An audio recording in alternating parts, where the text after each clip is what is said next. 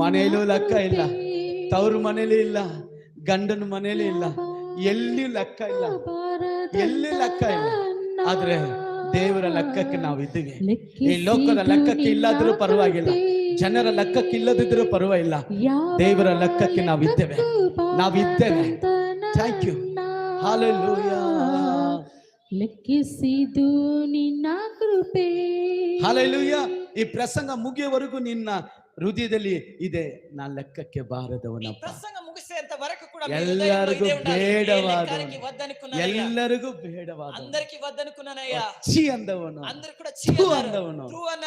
ಕರ್ತನು ನನ್ನನ್ನು ಆರಿಸಿ, ನಿನ್ನನ್ನೇ ಆರಿಸಿ ತೆಗೆದುಕೊಂಡ ದೇವರು ನಿನ್ನ ಚೂಸ್ ಮಾಡಿದ್ದಾನೆ, ದೇವರು ಆರಿಸಿಕೊಂಡಿದ್ದಾನೆ. ಹಾಲೆಲೂಯಾ.